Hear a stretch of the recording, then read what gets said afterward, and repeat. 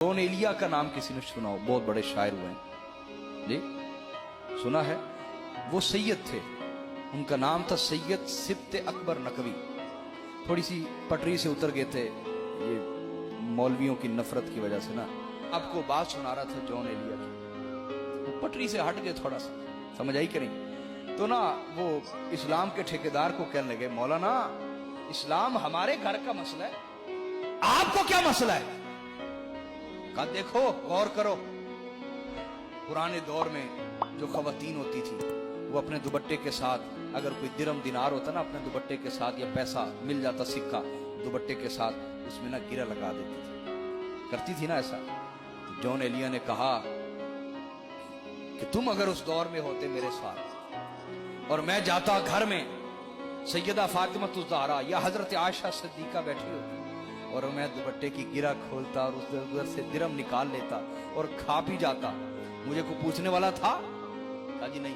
कहा जी पता भी चल जाता, थोड़ा बहुत जूते पड़ने थे मुझे, और क्या होना था ज्यादा से ज्यादा, लेकिन तुम जैसे तो उस घर में दाखिल भी नहीं हो सकते थे।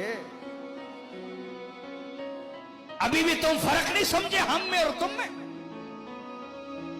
किस तरह बात करते हो तुम लोग हमसे? तमीज और हया उठ गए। उससे झगड़ पड़े ना उस मौलवी से, तो उस मौलवी के मानने वाले बहुत सारे लोग हैं। तो एक शायरा औरत हैं, तो वो बहुत नेक खतून थी और बहुत मालदार भी थी। उन्हें जब पता चला कि जॉन एलिया ने ना पूरे मजमे में वो इतने बड़े इस्लाम के ठेकेदार को खरी खरी सुना दी, तो उनके घर जॉन एलिया आते थे। शाह साहब जो थे, नाम उन्होंने अपना बदल दिया, कुछ पटरी से उतरे हुए थे उन दिनों। तो इन उलमाए सू की चिड़ की वजह से, जिद की वजह से, वो उसको पता चला कि वो इस्लाम के ठेकेदार की बेअदबी हो गई, गुस्ताखी हो गई। तो उसने कहा खबरदार, ये जॉन एलिया आज के बाद मेरे घर ना, ये बड़ा गुस्ताख आदमी। तो उसने ना, चूंकि वो जॉन एलिया का दोस्त था जो उसका भांजा था, उसको कह दिया खबरदार ये मेरे घर ना है, बड़ा गुस्ताख आदमी। ये कहा और चंद दिन बाद वो अपने गांव चली गई। जब गांव से वापस आई ना, तो ये उनका भांजा वाकया सुना रहा है।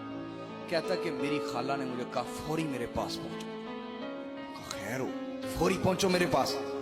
जब वो पहुंचा तो कहता है कि मेरी खाला ने मुझे कहा वो जॉन एलिया को बात तो नहीं बताई थी जो मैं कह बैठी? कहा नहीं नहीं, मैंने कहा आपने ऐसे गुस्से में कह दिया मेरे दोस्त का दिल टूटेगा, तो मैंने उसे वो बात बताई नहीं। कहती अल्लाह का शुक्र है मेरा दीन बच गया, ईमान बच गया। उसने कहा वो क्या हुआ? कहा मुझे अक्सर रसूलुल्लाह की जियारत होती रहती है और रसूलुल्लाह के घर में जाना नसीब होता रहता है। सैयदा फातिमा ज़हरा सलामुल्लाह अलैहा की जियारत होती रहती है। अब की दफा जब मैं गांव गई, वहां मैं दुरूद पाक रात को पढ़ रही थी, तो मुझे नींद आ गई। मैंने देखा कि रसूलुल्लाह भी घर में मौजूद हैं और सैयदा फातिमा ज़हरा भी घर में मौजूद है। और सैयदा फातिमा मुझे कह रही कि जल्दी से सफेद चादर बिछाओ, जल्दी से सफेद चादर बिछाओ। तो मैंने कहा सैयदा कौन आने वाला है? कहा जी जॉन एलिया आने वाला है, मेरा बेटा आने वाला है। कहा वो तो बिगड़ा हुआ है, दीन से बिगड़ा हुआ है।